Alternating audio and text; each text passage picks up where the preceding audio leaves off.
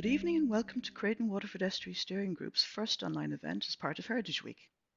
We're working in partnership on this event with WIT and Waterford Chamber of Commerce and the Heritage Council of Ireland.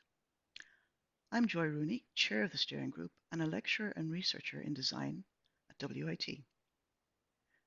The Steering Group was established through the work of the late Noel McDonagh in 2019 and is led by researchers from WIT Humanities.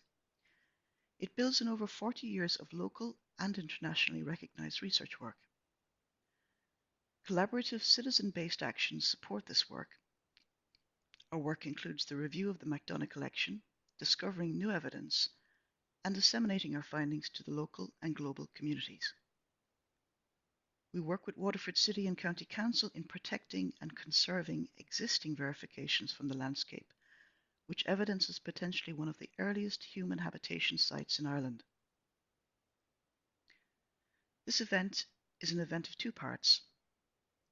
The first introduces the landscape of Creadan and Waterford Estuary through a new short film, Creadan: A Sense of Place. The second part of this evening's event is our first webinar, where we explore the significance of Creadan and the Waterford Estuary in the context of a new understanding of Ireland's ancient southeast. Now, to welcome my WIT colleague, Dr. Seamus Dillon, Ciaran Reen, Rina Nailani, Sculna Daintia. Is mór an onóir doing go bhfuil brinte an tionscnamh seo le Ryan and Ali in an Sean Institute Technoliaachta Fort Larga. Arts departments traditionally examine our identity, our place in society, and how we can make society a better place for all its members.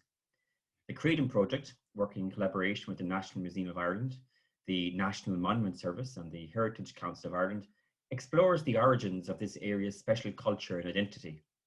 The project will help us in our understanding of the prehistory of the southeast of Ireland.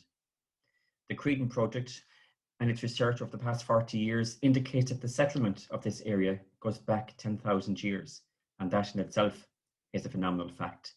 Creadan could be the earliest entrance point to Ireland.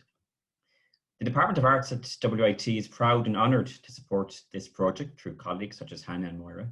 We are delighted that our colleagues are part of the research, and we thank all the collaborating partners for illuminating a unique part of our history, heritage, and indeed our identity.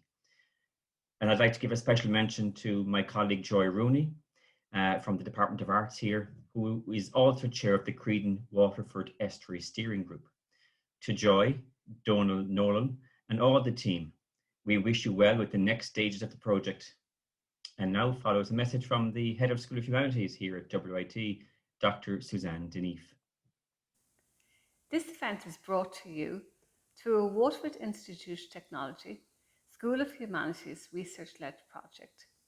The project is part-funded by the European Maritime and Fisheries Fund, administered by An Bord Iascaigh Mhara, and is undertaken in collaboration with local coastal community groups.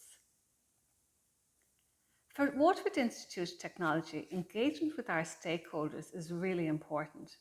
And we engage with external stakeholders for programmes, programme delivery, for civic and cultural engagement, and as in this project, for research activity. What's really great to see in the Creadan project is the range of external stakeholders who are involved.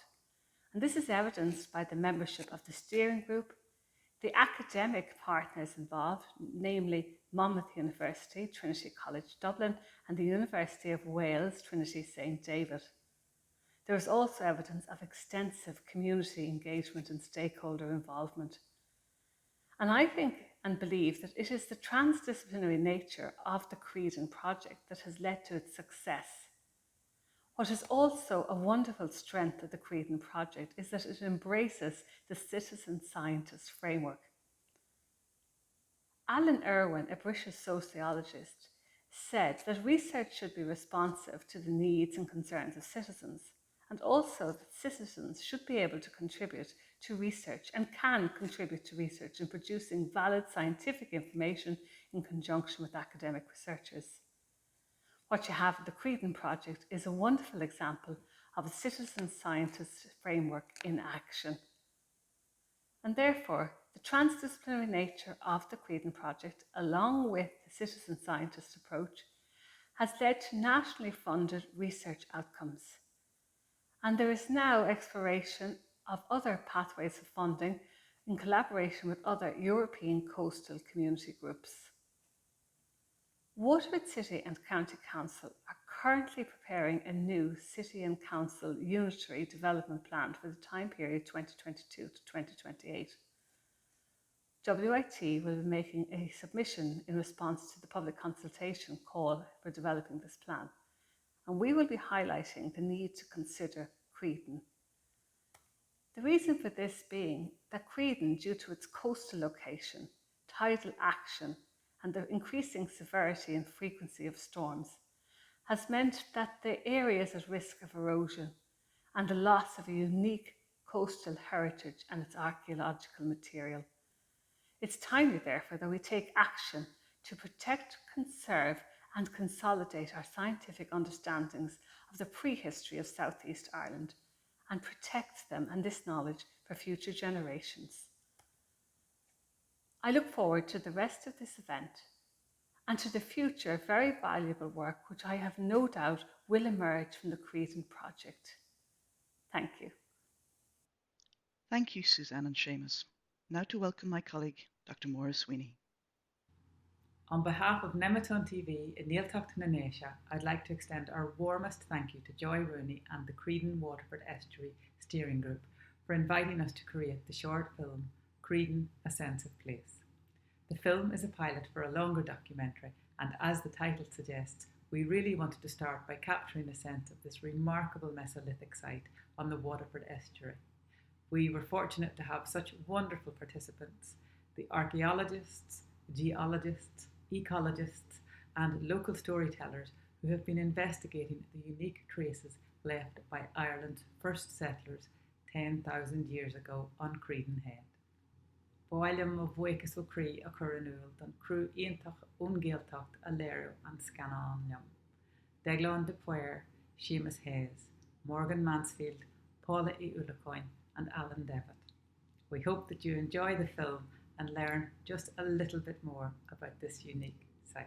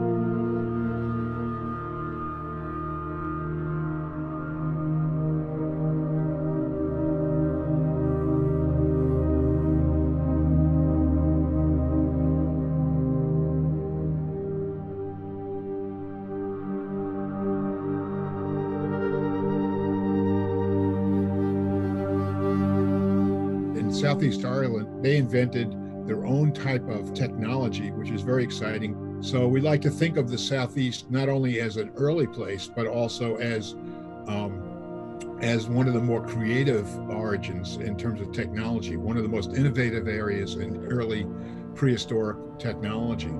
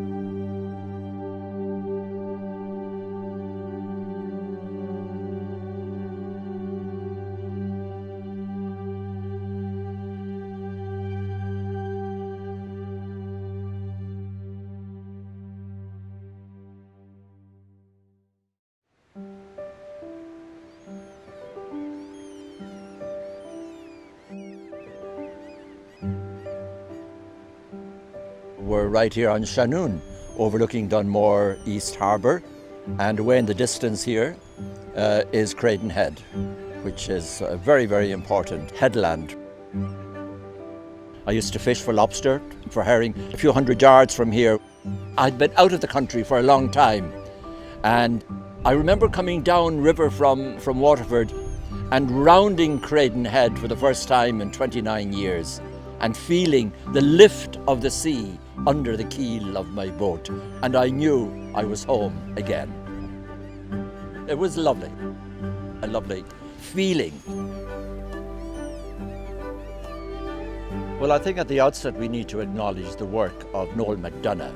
Noel was the foremost and persistent pursuer of the past, especially of the Mesolithic age. And through walking the fields, especially, he collected a huge thousands of pieces of flint, which later turned out, once the American university people came in, turned out to be in fact worked tools of the Mesolithic period. So in fact, we can redate the first presence of settlers here in this area in Waterford Harbour at the back of Creadan Head, where, as I say, a huge number of Mesolithic and Neolithic flint work has been discovered, largely by Noel. And in addition to that, continuing to walk the fields and the beaches, he discovered a Fuacht Fia some years before he died, which was a wonderful, wonderful contribution. And that brings up the whole question of citizen science and the role of ordinary people in recording what is important in their local area. So I would always see Noel as a local archaeologist. It's one of the things that Noel McDonough felt when he walked the beaches at Creadan Head. This is my place. And what is the history of this place I'm walking to?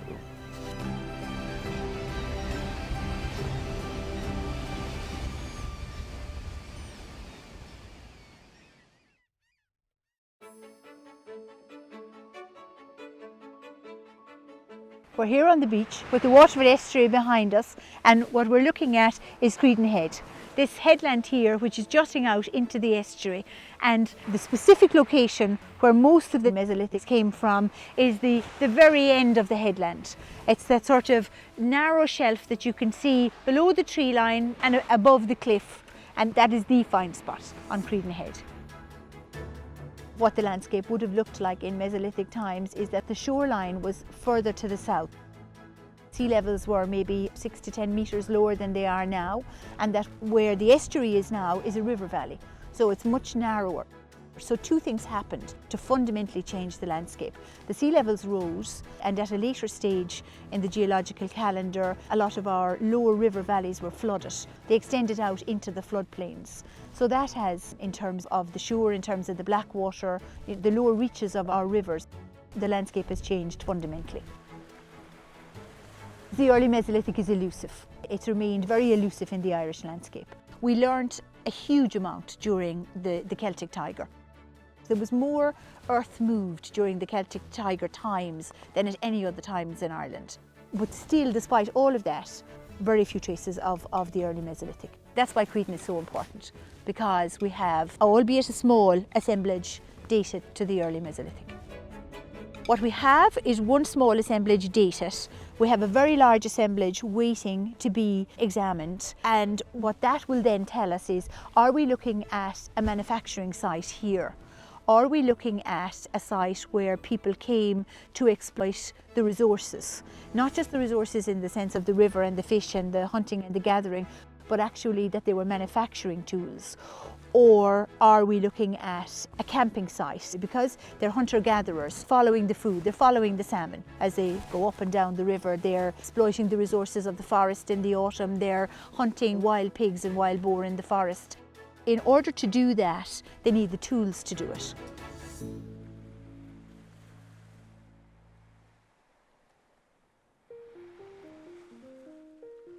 We're here on the beach at Newtown Head, and it's an excellent place to see the range of sources that someone arriving here 10,000 years ago would have used for making their tools. And we see an outcrop of rock laid down as a mud in an ocean many millions of years ago. We have here the beach where there's a lot of loose stones, and they could have picked through these stones and selected what they wanted to use for making their tools. And then a very large crumbling cliff of glacial material contain a lot of boulders and stones that fall out of the cliff, or they could have rummaged around in and found material to use for their tools. This is the sort of environment these early people would have come into. They would have seen stones in the cliffs, stones on the beach, and rocks they could hack at. And there's a very large variety of stone available to them. They wanted the hardest and the stuff that they could manufacture the edges they wanted for their tools at best. Mesolithic man needed sharp edges for his tools, for scraping, for making axes, etc. So these very fine, hard rocks were what they needed most to create these edges. And they're a lot more skilled than I would be. I think they'd have no difficulty creating an edge that would draw blood. This is a very good local rock for them to make their tools. And so to them, these stones were the leading edge of technologies. I think they would have been hunting through the beach stone, through the outcrops like this, and through the glacial material, picking up anything that they recognized as flint-like. For their less critical tools, they might have used other rock types. In fact, very broad range of rock types are in the artifacts that I've seen from here so far. And I think that's something will be very informative when we actually catalogue all those.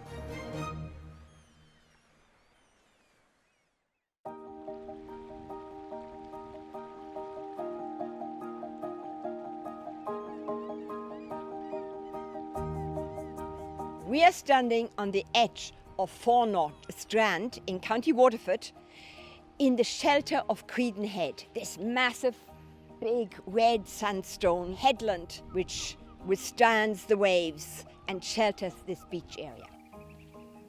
This is the magic site for education now and to imagine what things might have been like. Anything you can dream of, it's here. Even though there would have been much lower sea level, imagine this transposed to lower down 4,000 years ago. You still would have had all this food to eat. See that winkle, delicious, high calorific value. All the limpets, they are so well camouflaged, but that's all food. Down below, look at that, the pepper dulse. Delicious, mineral rich. Remember, they had no vitamins. All of that could have sustained a very good population. As the tide recedes and ebbs, you have the exposure of these wonderful rich mudflats, and on the mudflats you have got stones and even an old drowned forest. So this is part of an old tree trunk which probably fell over 4,000 years ago. And sometimes you find tools in between because wood would have been valuable as well. There was a forest here when the sea level was much lower. And when this mud washes out every so often, quite rarely, you suddenly see a peat bog underneath and the big roots. And this is one of these big tree trunks. And they're beautiful, almost like an elephant's skin. And it's like a monument made by nature, which we should really, really respect. Nobody should start kicking it or cutting bits off or removing them. This is special. We have very few such sunken landscapes, and we really need to protect it and value it.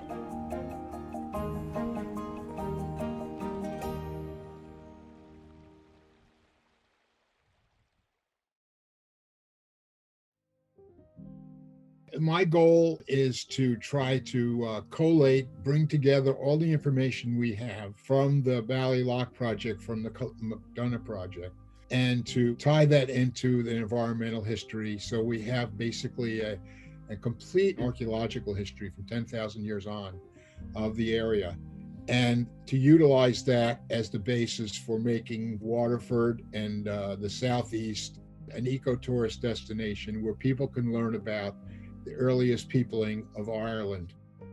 The relevance of my work is to basically help the communities in the area to have an accurate representation of their past. Creadan is just this wonderful place that's still there, that's allowing us to play with the technologies that we have. More importantly, we can harness those technologies to understand what was there, what is disappearing, and how much we can reconstruct what it was like then and where it's going now. The project can be a tremendous educational tool so that the next generations can understand the past, how to survive the economically and otherwise the present and move into the future. It's just an educational, it's really ultimately an educational enterprise. Father always said that history belongs to everyone, and that was kind of, I suppose, mantra was that, you know, it's everyone's history. There's two kind of key things that he really wanted to do out of it.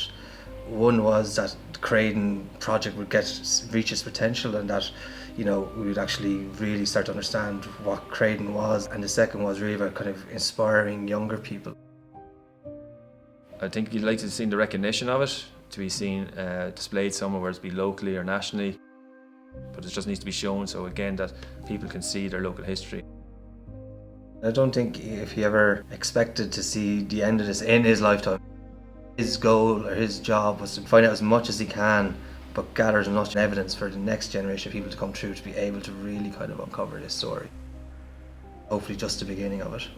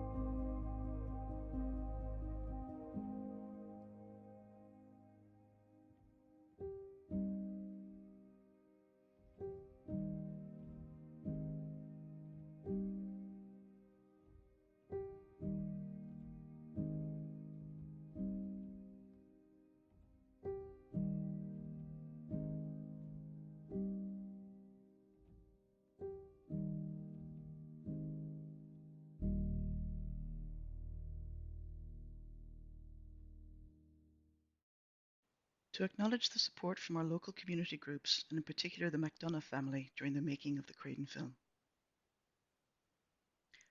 Now, to move on to the second part of this evening's event, please welcome my WIT colleague, Dr. Mark White, Vice President of Research, Innovation and Graduate Studies. Good evening and welcome. Thanks to Joy and the team for asking me to do this introduction piece for the webinar section. Very much appreciated. My name is Mark White. I am the Vice President for Research, Innovation and Graduate Studies in WIT, and I just want to highlight a couple of things in relation to this project. The first thing I want to highlight is the importance of a project like this in Waterford Institute of Technology's research portfolio. It's really important to have impactful and engaging research. And this research is impactful because it is meaningful, it has an impact on our civic society, on our community, and that's a really important part of research. It has to be impactful, or what's the point in doing it? So that's the first thing. The second thing is it's a really engaging project, and it stitches in the way that we work with a number of local and national agencies. So locally with Waterford City and County Council, and how we've been involved in the Estuary Opportunity Study and how the Creadan project has fed into that, but also the City and County Council's Destination Experience Plan 2, as well as on a national stage, Fáilte Ireland's Destination Experience Plan. I also want to mention the National Museum of Ireland, Heritage Council of Ireland, and the way that this project has engaged the National Monument Service. And I also want to highlight, before I come to the end, the importance of the work as it's ongoing. And as we know, the National Monument Service Underwater Unit have just completed exploring some of the area around Creadan Head, and I understand that some new evidence will be, and some new findings will be emerging in the coming weeks and months. So that's really important. Finally, I just want to really appeal to you guys, everybody, all of the community, the people who live and work in the Southeast, to come together and to try and support the protection of sites like Creadan Head, because it's really under a huge amount of threat from the constant erosion, the tidal action that's experienced out in Creadan Head, but also the climate change that we're experiencing at the moment, and the frequency and severity of the storms that have hit the site in recent times. So it's really, really time that we as a community and a civic society take action together and come together to protect and conserve sites like Creadan. I just want to wish you well, and I hope you enjoy the rest of this evening. Thank you. Now, welcome to the second part of this event this evening, where members of our steering group and invited guests explore the significance of the landscape in the context of a new understanding of Ireland's ancient southeast. To welcome my colleague, Jacinta Kiley, moderator of this evening's discussion. Hello and good evening, and welcome to our webinar on reimagining Ireland's ancient southeast. We have a panel of 5 people, and I'm including myself in that, to take you through some of the issues and the topics associated with the Southeast. I'm going to introduce Professor Staunton Green to you first of all, and Stan is going to take us through a project that he's been involved in for over 40 years now, the Ballylough project, and sort of introduce us, I suppose, to the historical aspect of the archaeological project on Creadan Head. I forgot to say, I'm sorry, it's evening, or at least it's evening for us, but it's still early in the day in South Carolina in the US. So it's good morning to Stan. Thank you, Jacinta. Thank you very much. It's a pleasure being here. My work, my research in the Southeast, in fact, my interest in Southeastern Ireland, began with a happenstance meeting between myself, Peter Woodman, and Mark Svellabille. Mark and I had been working together on a project on the colonization of farmers, the transition to farming in Europe. And we met Peter in the United States at an archaeology conference. And Peter invited us to come to Ireland and to work with him in studying this issue in the southern coast of Ireland, and specifically in Munster, and more specifically for us in the southeast of Ireland, because in fact, the area had not been looked upon. And in fact, through the 1970s, it was believed, as at least it was proposed in many of the archaeological texts, that in fact, the earliest settlement in Ireland in the southeast was in the Bronze Age, maybe 3,000 to 4,000 years ago, whereas Ireland had been colonized in the Northeast 6,000 years prior. So Mark and I went to Waterford and Wexford, and we spent 3 years walking plowed fields, looking for archaeological sites that indicated settlement. And in fact, we found hundreds of sites. It was really a case of people not looking, not people not there, actually. We found probably 300 sites, and we called the project the Ballylough Project because of the inland lake right west of the Strand, Fournot Strand, in County Waterford, which is known as Ballylough, and in some cases Bell Lake. The object of the project really was to find out more about the prehistory of the area, because everyone has a pride in place, everyone has a sense of place, and everyone wants to know where they come from. And in fact, in the Southeast, that had really been neglected. And it was a perfect place for us to do our research again, because very little had been done. By way of example, when we went to the National Museum in 1982, I believe, there were 25 artifacts in the National Museum from all of County Waterford, 25 artifacts, not sites, but artifacts. After the Ballylock project, we probably had about 300 sites, and in fact, thousands of artifacts. And so we were quite pleased with ourselves in terms of doing the research, and we did a little excavation. And now so that was in the early 80s to the middle 90s.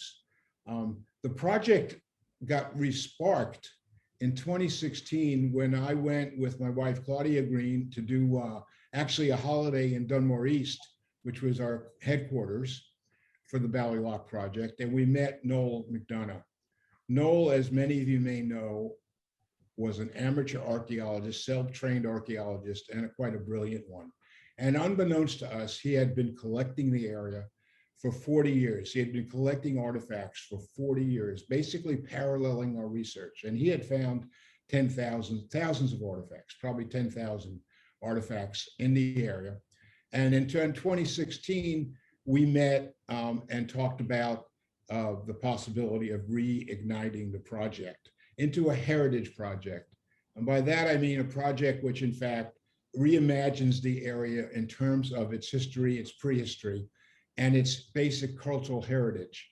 So that in fact, Noel's passion, which along with many community members' passion, was satisfied in a way that could never be without looking carefully at, in fact, the 10,000 years of archaeological history in the area.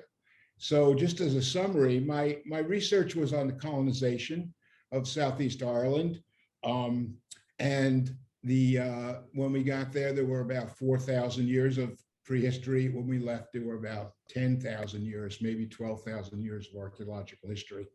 And we were quite excited to work with Noel, and in fact, ultimately with the Waterford Institute for Technology and the Waterford County Council, and hence the birth of the Creadan project. I'm going to add one small little thing there now, because I think because it's so normal for us to talk about different periods in the historic present and also in the past, I'm just going to reiterate for people who may not be as familiar, is that the Mesolithic in Ireland is about 10,000 years ago, sort of after the connections between Ireland and Britain that had existed during the Ice Age had been broken. And then that's followed by, and that lasts for a couple of thousand years, and it's characterized by people, nomadic groups, small groups of people living a nomadic lifestyle and hunting and gathering. So moving along the river valleys and moving along the coasts and basically following the salmon or following deer or whatever way their food, I suppose their resources, or the seasonality of it. So we're looking at a nomadic small groups of people. Then that's followed by, at a much later stage, about 4000 BC, the introduction of farming from the east. And we have the first farmers, Neolithic settlement in Ireland, and that's characterized by, you know, places like the tombs in the Boyne Valley. They're the sort of famous Neolithic funerary monuments in Ireland. And then at a later stage, about 2000 BC, we're looking at the Bronze Age, when it's exactly as it says on the tin. We have the introduction of metallurgy for the first time, to be again followed by the Iron Age about 500 BC, and then that takes us into the historic period and the early medieval or early Christian about 500, 600 AD. I'm sorry now if that's being a bit pedantic, but it's just to sort of help people sort of push. So I think it's very interesting what you're saying about the number of artifacts that had existed in the museum from the whole county of Waterford. And I think that's partially explained by the lack of development that there was in Waterford at the time, but also, and if I could ask you about the kind of field walking that was done, because this was something that Noel worked on as well, and just to sort of say to people, you know, what's involved in that sort of field walking in order to find the lithic assemblages. Yes, the field walking was involved basically surveying the entire area, and we did this by driving every little road using the Ordnance Survey maps and seeing which fields were plowed And because when you plow a field, you will mix up and you will bring up artifacts from below the surface. So the first thing we did was we actually drove around nearly every road in County Waterford and a few in Wexford. In fact, at times I would sit on the top of the car, or my wife would sit on top of the car to look over the ditches to see if the fields were plowed. We'd mark them in on the Ordnance Survey maps. And then what we did was we did a systematic survey. We wanted to get a true picture of the area and not just choose certain areas, certain fields. So we did a systematic survey where we chose randomly different fields to walk. Then we hired a crew, or in as many cases, volunteers showed up from the community, including 8-year-olds and 10-year-olds at times, and people from the old Waterford Society. And you line up along the edge of the field, you space out equally, and you walk directly across the field looking for artifacts in the soils. And when you find one, you mark, you pick it up, you mark where you found it on a little map, and then you have a systematic collection of that field. So I know I've used the word systematic a couple of times, but it's very important to understand that unless you collect things in a systematic fashion, in a regular fashion, it's very difficult to generalize beyond that. So the field walking was was tedious, and it took a long time. We did that for 3 or 4 years. And I'll close with a little story, which I would, as the director, often go to the farmer, always go to the farmer if they were available, to ask for permission to walk the fields.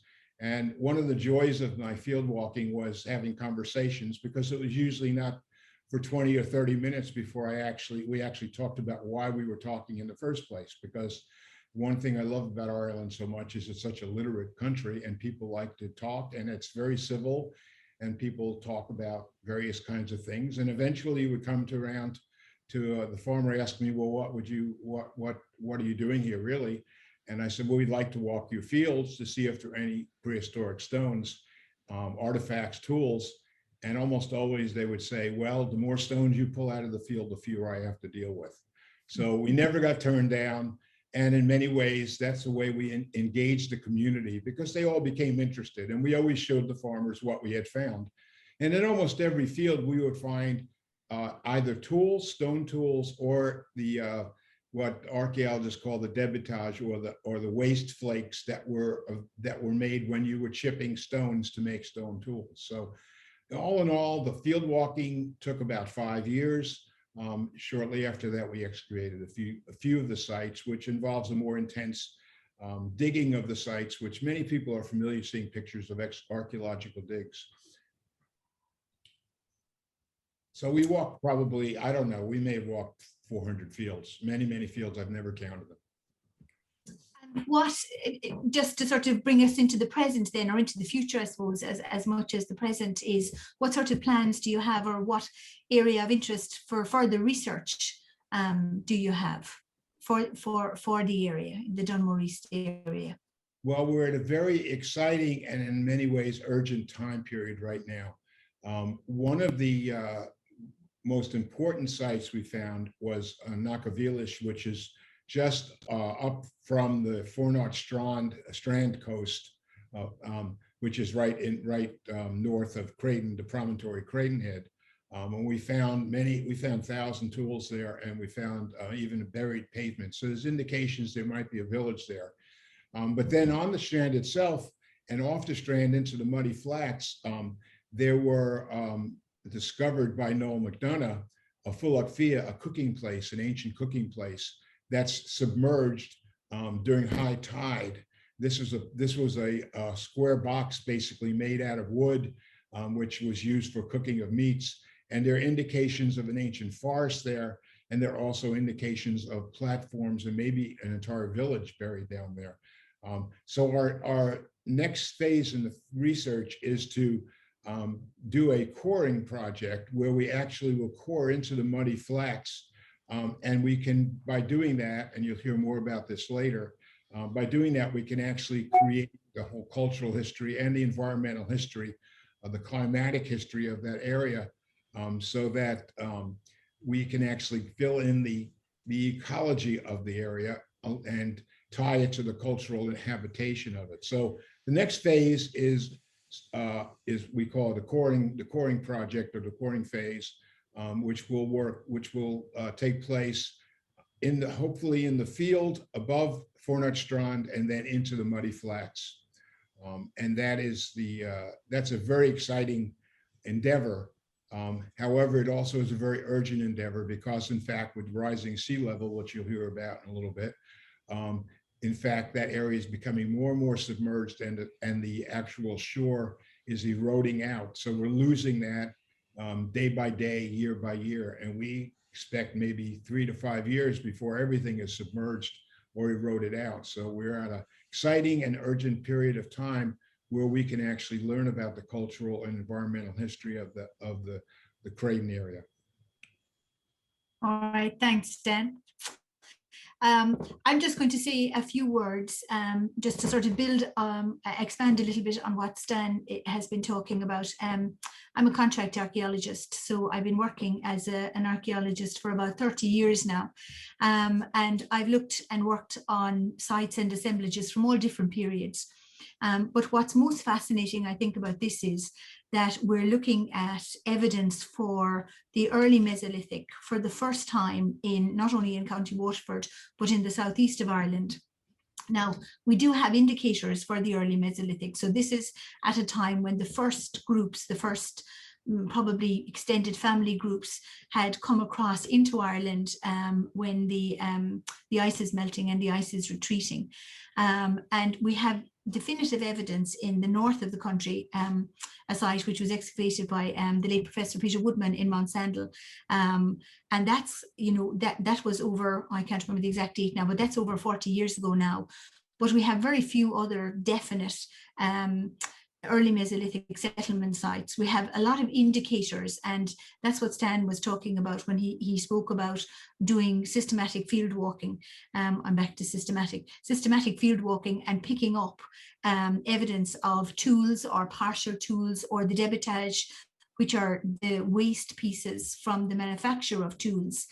But what I suppose we would really like is, and there has been, in addition to the field walking that the Ballylough project did, the extensive field walking, the second important thing that happened at another 20 years after that again was the National Roads Authority and our infrastructure drive and the building of motorways and bypasses. There were more new archaeological sites uncovered in the building of the Waterford bypass, the M8 Cork Dublin motorway, and you can list the new distribution maps of archaeology basically follow the new line of the roads. But during the Waterford work and the infrastructure projects in Waterford, the archaeologists would go in advance of the construction crews and do some testing. It's how the famous Waterford site, the Viking site on the shore, was found during preliminary testing.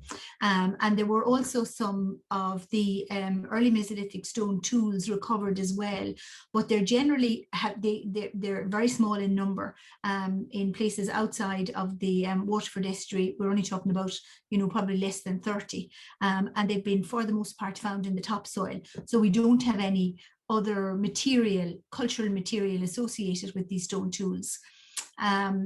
So just to sort of take another step then, Noel McDonough and Peter Woodman, both now deceased, did some work right on the northern edge of Creadan Head. Peter Woodman, under license from National Monuments, applied for an archaeological license and did some test pits. And we have a small collection of lithics which date to the early to middle, just to be pedantic about it, early to middle Mesolithic period. And these are the first definitive early Mesolithic tools that we have from the southeast of Ireland. Now, we don't know whether that site on the Creadan Head promontory, whether it's a settlement site or it's a manufacturing site or it's a bit of both. And I suppose that's something really in terms of talking about future work that we would like to try and establish. And the second thing that very much needs to be established too is that the large assemblage that Noel recovered the majority of it from mostly along the northern side of the Creadan promontory and down on the shoreline. The stone tool assemblage that Noel recovered needs to be looked at by a lithics, an Irish specialist, lithic specialist, so that we'd have a broader base, I suppose, to build on in terms of looking at it from the technical side of things. The other site that Stan spoke about is the Bronze Age Fulacht Fia, which was excavated again under license from the National Monuments and funded by them actually as well. Is the Fulacht Fia that Noel recorded in the after a storm has stripped away a lot of the tidal muds and sands, and of course Fulacht Fias are normally built beside a water source. And of course, in the Bronze Age, we're looking at, there was a late Bronze Age date recovered from the wood in the trough.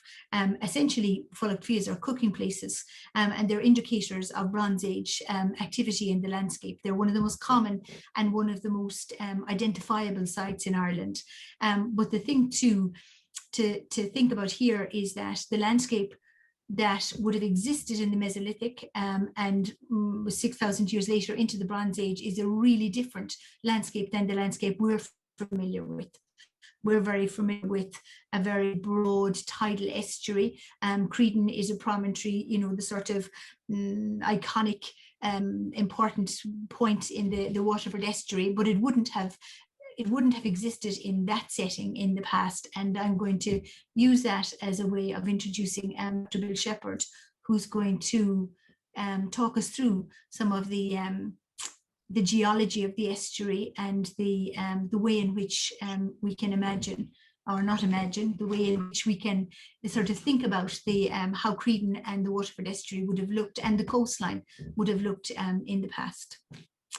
And just to say that Bill is in the same time zone as we are, as he's a resident on the Waterford side of the estuary. Okay, thank you, Jacinta. I would think most people have the feeling that geologists spend their time talking about a timescale that involves hundreds and thousands of millions of years. And I suppose one might wonder, why am I here? Geological history is really an accumulation of daily events. And right up to the present day, there's been about 50 volcanic eruptions in the last week, and perhaps 20 earthquakes. And we've seen floods, etc. All these are geological processes. And so we look at everything right up to the present day, and we frequently are assisting with anticipating the future as sea levels change and climate changes, and wondering when the next volcano will explode in Sicily, or where is at a high risk for an earthquake and some sort of disaster linked with that in the future. And geoarchaeology is really the marriage of geology and archaeology. And of course, this is particularly important in the Mesolithic and Stone Age, by its very name, Stone Age. Well, if you find a stone, you need a geologist. So the geological framework is essential for working in somewhere particularly like Creadan, and can be involved in many ways. You've heard of Joe, of Noel, and the finds of counted in thousands of artifacts. So each one of those is a particular rock type. I was very fortunate to meet Noel a couple of years ago. I was doing a Heritage Week talk on the shoreline, talking very much about Noel, and suddenly realized someone was saying to me, "I'm actually Noel." And we started talking, and we had a lot of conversations. He showed me many of his artifacts, and what struck me was the great variety of rocks involved. Now, this area is a wonderful place for geology. There's a great geological heritage of volcanic rocks, of ocean rocks, of rocks from deserts, very colourful. We have great fossils at localities, and including at Hook Head. So it's a wonderful place. And the Mesolithic people would have been searching through these rocks. We talk about the field walking. Well, I think everybody that's chatting today is a field walker. In the Mesolithic, they were walking the fields, looking for springs for water, for footprints for animals that would keep them nourished, and of course looking for stones that they could make their tools from. And it seems they used quite a variety of stone.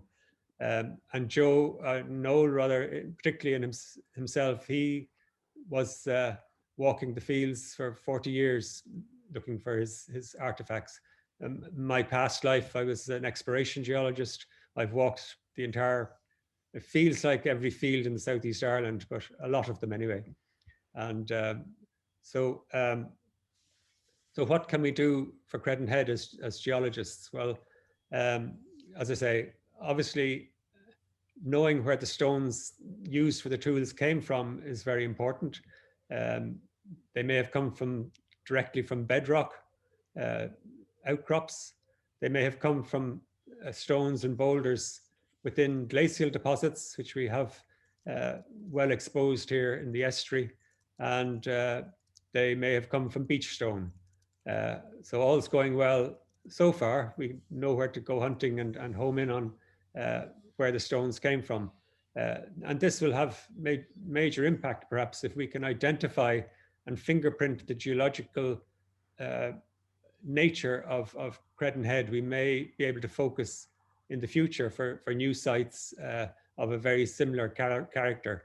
We certainly know there's some really interesting gravel stones and some volcanic rocks that have been used for tools in the Creadan neck of the woods. And it was a really good area where the contact of two different major sequences of rock afforded a lot of groundwater springs. So they shouldn't have been thirsty in Creadan rock 10,000 years ago. So far, so good. You might sort of say, well, we nearly know it all already, but that's just the outline. There's a lot of detail to be put on that, particularly the sea level story, because 10,000 years ago, the sea level was actually about 10 meters lower than it is today. We know a very fine estuary that affords international trade, and that estuary was not there when the first settlers arrived. It was just a fairly normal, somewhat meandering river valley flowing, draining the Midlands of Ireland and flowing into the ocean just south of Creadan Head. The coastline was probably 100 to 300 meters south of Creadan Head. So we have to reimagine this. The word reimagine comes to mind very quickly when you're thinking of the coastal situation. Where was that shoreline? And we are working on that constantly, and it's a case of trying to find similar shorelines in the general area so we can actually understand the nature of the shoreline that these people were confronted by when they arrived on the site. That, I think, sums up the role of the geologist. Joe will talk more the technical approaches we'll be taking, but from my point of view, I will be ensuring that the full knowledge of the local rocks in the area will be made good advantage of during the studies in the future years. Thanks, Bill. I'll just ask to ask you to just talk a little bit about I think the point that's very interesting that you were making about the shoreline was much further south than it is now.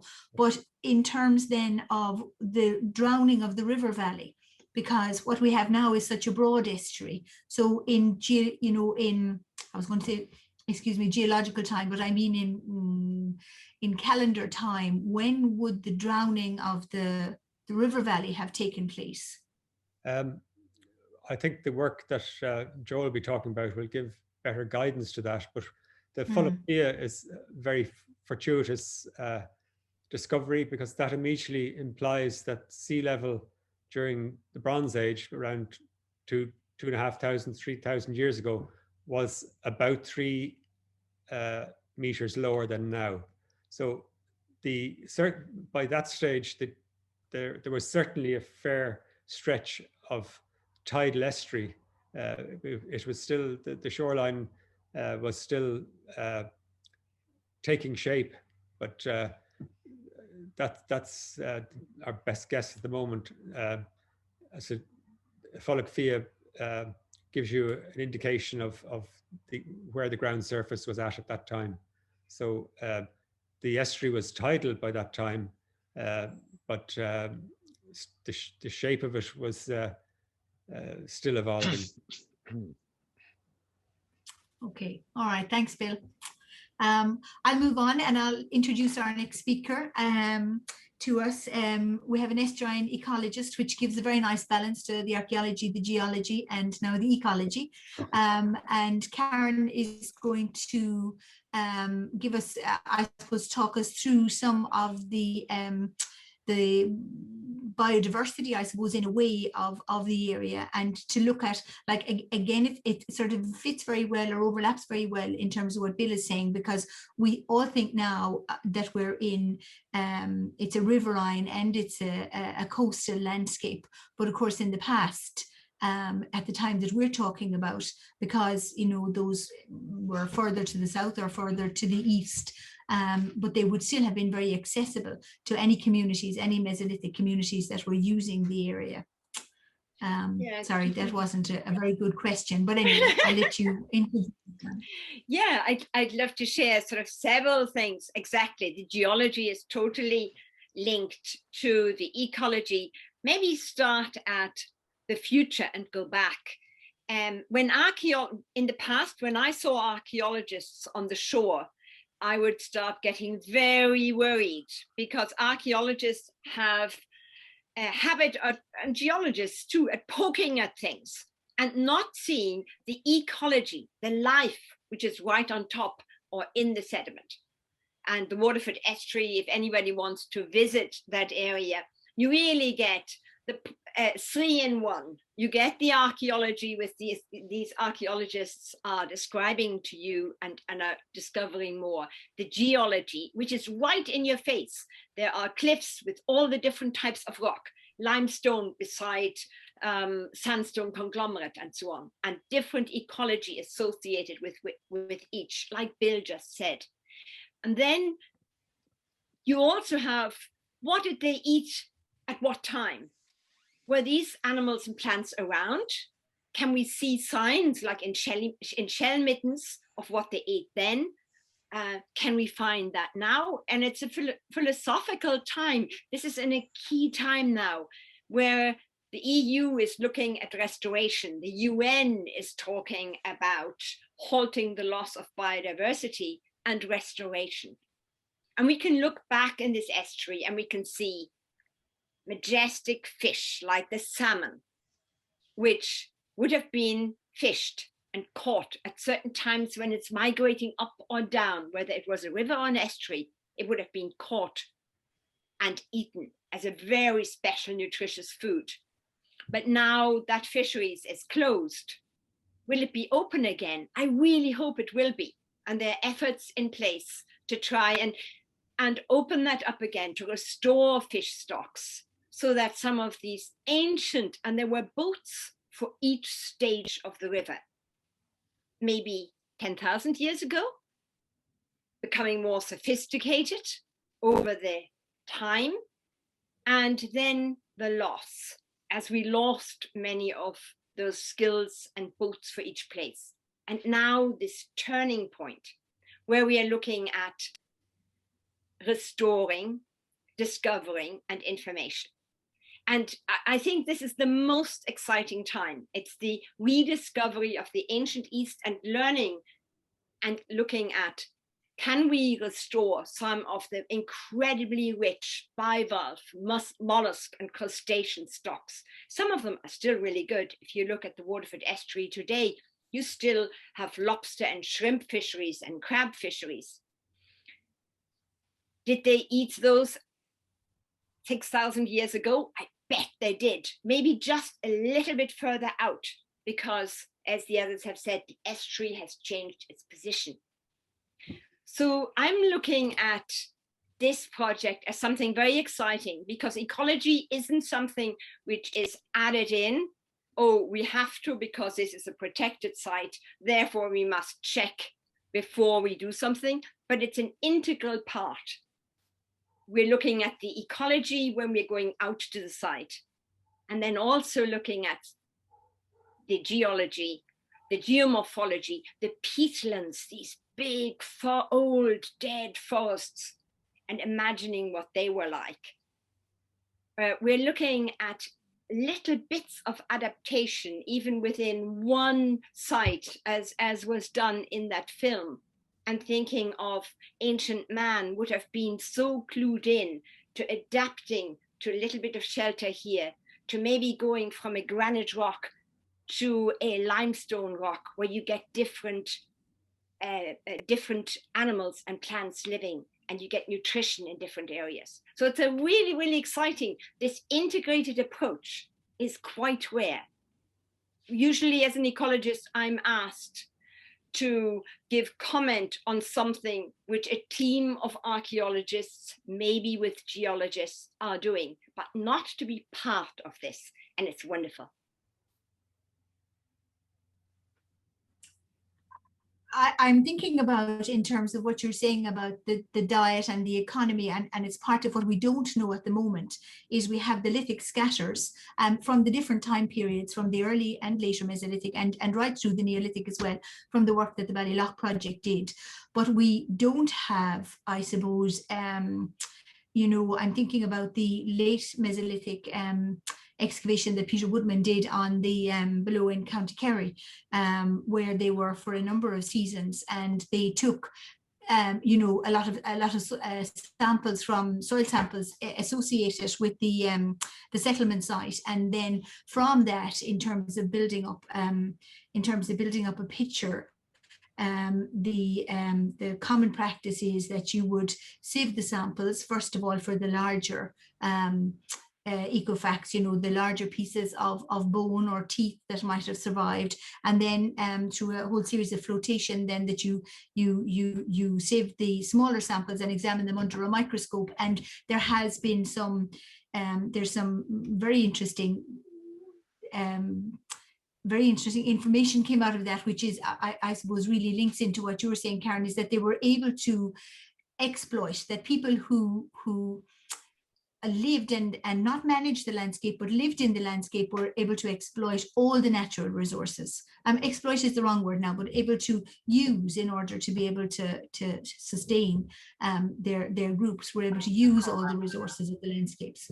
So really what we need, I think, is, it would be great if we were looking at samples where we could see, you know, compare and contrast what species were common, I don't know, 6,000-8,000 years ago, that are still either common or maybe not quite so common now. I think that's certainly very interesting. And I think, as you say too, it makes for a very good project. You know, the broader the base you have in terms of the different specialists and the different skills, then the better, you know, the quality of the data and the results that come out of a project too, I think. Yeah, and maybe just to say also that that because the geology in this estuary is so different in different areas, we must probably not take conclusions, oh, they only ate this or that in a particular area, but it's that particular thing only occurred associated with limestone. Therefore, if you moved on a bit, you might get something else. But I'd love to see somebody looking at eels and salmon and all the different fish types which were around, and were they eaten, how they were eaten. The tools of that would be very interesting. And there's some work done in Southwest. It'd be lovely if it was expanded into the Waterford Estuary, I think. Absolutely. Absolutely. Okay, I'm going to go to the last member of our panel, who's joining us from New York, Dr. Joseph, and I'm almost afraid to try a pronunciation, so I'm just going to call him Dr. Joe, because he's a difficult surname to pronounce. Joe is going to take us through. It overlaps with Stan, who's a colleague of Joe's, and also with what Bill has been talking about as well, from the point of the geoarchaeology and the idea of coring and taking samples and how that's done, and how the data that's gathered and the material that's gathered, how that is used and analysed, and and also in relation to the plans for future research in the area. Thank you very much, Jacinta. Appreciate that. Every once in a while, it's a good idea to take a step back and to take a look at a project from a more global perspective. And I've worked all over the world as a geoarchaeologist, and this is really sort of my first foray into the archaeology of Ireland, the British Isles, etc. And I would like to start my comments by making a little observation. Many, many years ago, excuse me, I did a project in Pennsylvania where artifacts were found that were very similar in form to artifacts of the Neanderthal period in northeastern Pennsylvania. And at the time, and this is the late 19th, early 20th century, it was astounding. And an antiquarian who had worked at one of these sites and found these artifacts came to the conclusion that it's very possible that Neanderthals lived in Pennsylvania. And even at that time, that was an unusual observation, and it was eventually debunked. And because the difference in time frame is enormous. On the other hand, if you were to transpose that observation to this part of the world, to Ireland and the UK, that is not such a far-fetched idea, because in the UK, you find artifacts of an unquestionable human origin that are 200,000 to 300,000 years old. There is nothing like that in Ireland. There is a 300, if you want to call it that, a 380,000-year-old gap between the earliest artifacts in Ireland and the earliest artifacts in Britain. And that's astounding and demonstrable that it is probably not likely that you will find anything of Neanderthal age in Ireland because of the complexities of what Bill had mentioned, the geology and the preservation context that we find. For Ireland, for example, reconstructing a sea level curve is very difficult because of the effects of rebound because of post-glacial activity in that part of the world. So when I heard that the oldest artifacts, and I had known Stan for very many years, he was saying it's Mesolithic. At first I was going, there is nothing even remotely older than that in Ireland, and there isn't, as far as we can tell. And the work of Peter Woodman, I think, has established this to some degree. The point is that the variability in the geography of such a small place as Ireland is so enormous that these problems are of necessity addressed by very fine scale investigations.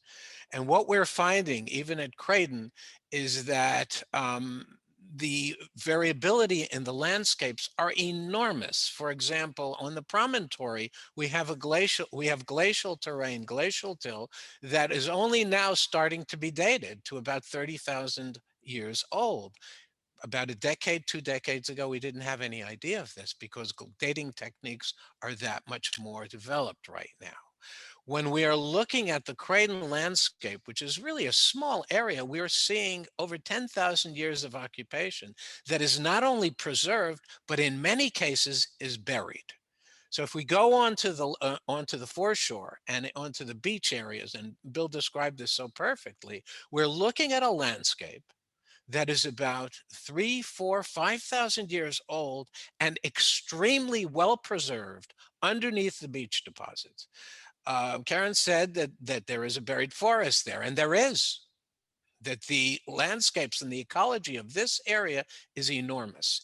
And what we are trying to do is to place cores, basically hydraulically powered subsurface tubes that will go into the subsurface and will document with incredible precision when that forest gave way to beach environments, how those beach environments changed.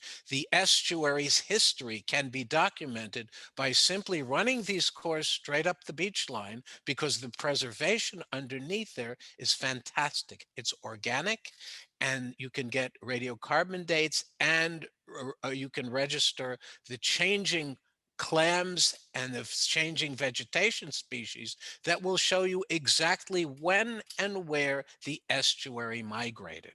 All you have to do really is to get a nice coring machine and run a transect that is perpendicular to the beach line, and the changing shorelines can be documented with incredible precision, as will the natural resources be documented with tremendous precision.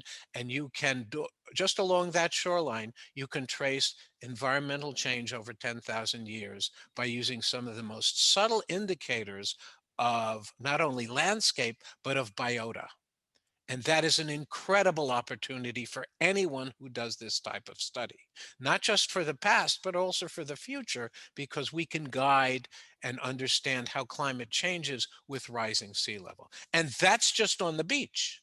On the upper terrain, which is straight up the promontory, and Bill talked about that to some degree, we will see a completely different archaeological picture, because that is built on deposits that are 30,000 years old. So we can document to some degree the glacial history of what we've got. And we know that probably under the Mesolithic occupation, there's nothing.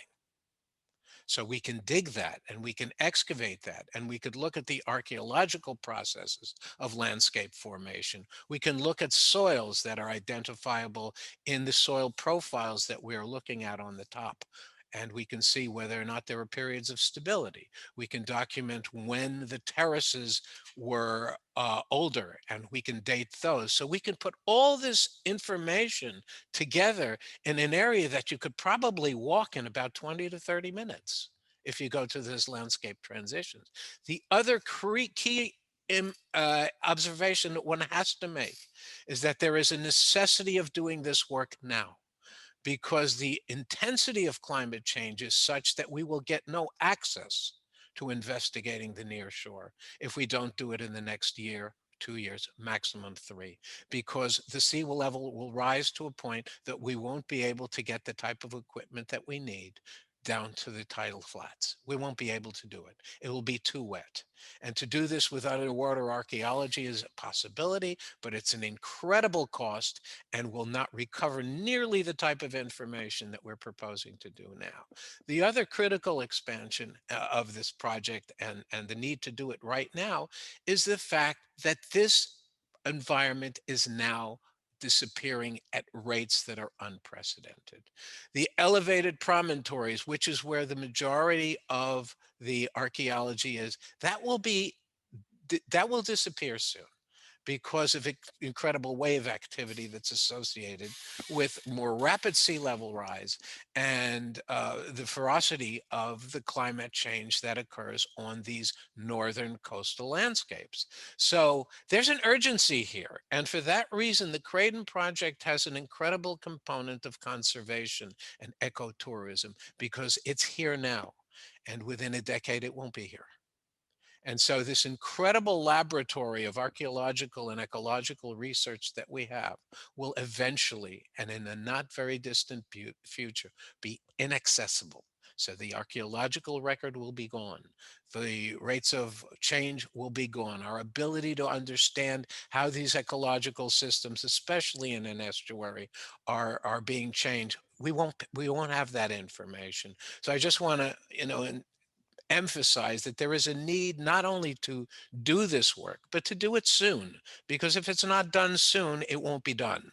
And that would be a tragedy, I think, for everybody who wants to understand how environmental systems work and what eventually the effects of climate change are. So in closing, I think I would say that we need to get to work. and that everybody's input, all the brilliant people who are involved in this, I think a lot of it is pure research, and a lot of it is simply preservation, conservation, and recognizing that these resources are not replenishable and refillable. So there's an urgency to this. Thanks, Joe. Can I ask you, when you say gone, you mean inaccessible? Because will it not be, will the buried landscape will still be there? It'll just be more buried. Is a lot of it, well, that's part of it, but the terraces themselves, the glacial terraces, are eventually going to erode. And any of the variability that was on those ancient landscapes, that will disappear. The closer we are now to the margins of the terraces are areas that were probably favored by prehistoric people because they were closer to the ancient rivers. The ancient rivers will be drowned. The edges of the terraces will disappear, and that means that the proximity to the richest areas of the buried stream will also disappear, and that's where people lived.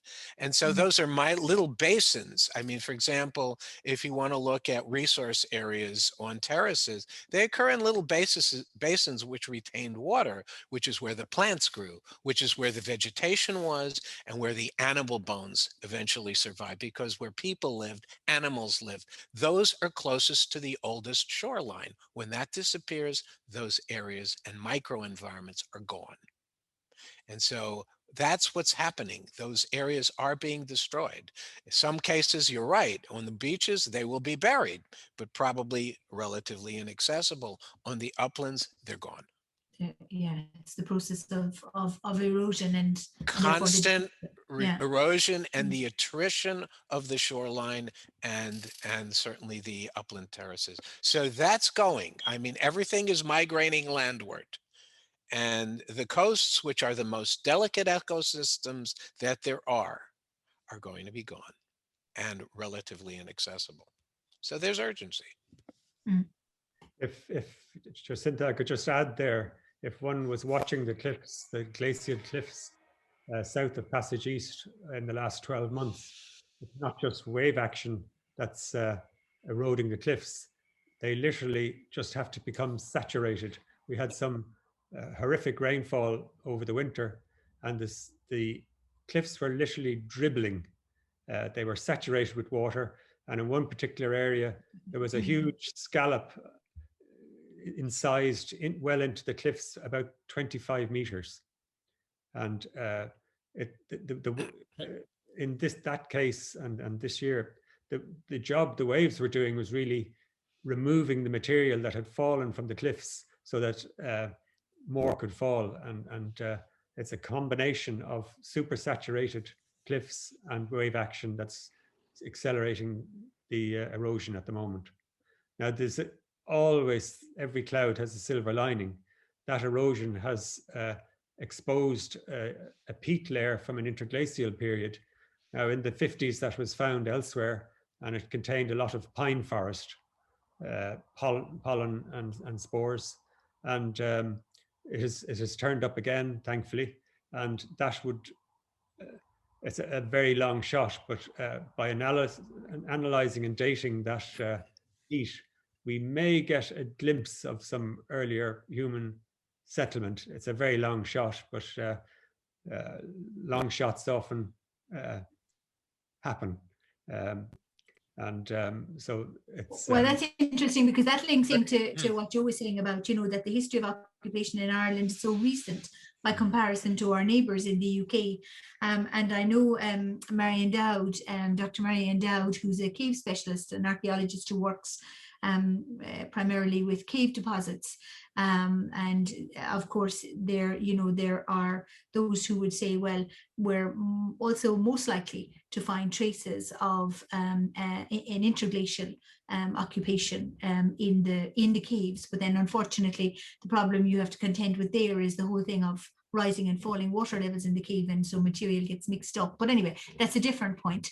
Well, would any of you like to add anything else, or would any of you like to comment on anything that any one of us Yeah, maybe one other thing is that Ireland, as a sort of a marker in time, Ireland is to get its first maritime spatial plan later this year and have this legally and whole legal new maritime planning framework.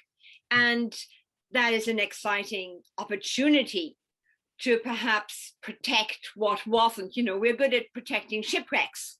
We're not good at protecting drowned forests and peatlands and these potential treasure troves of archaeology. But with this new maritime spatial plan, that opens up the opportunity. And I think there's a real opportunity to have a more detailed regional plan for the Waterford Estuary. And I think government is quite open to it. The drafts of the bill already foresee regional plans, particularly suitable for estuaries, as different local authorities who will be responsible for the nearshore zone will have to find some sort of management. And then maybe one other thing, ecotourism is something which we very much, and archaeological tourism, we want, and yet it brings the dangers. If people think, oh, this might be gone in 10 years' time, sure, there isn't any harm if I just pick up this lovely old branch. And how to protect is a huge challenge. And I think we need to look at that as well, so that we don't kill what we... Because of course we have protection for individual, as you say, under the National Monuments Act, we have protection, and then with the special area of conservation, but it's always, as you say, it's the bigger, broader landscapes, which will hopefully be better protected. Stan, did you want to? I just wanted to add one other aspect of the project, which is so important, which is the educational aspect of it.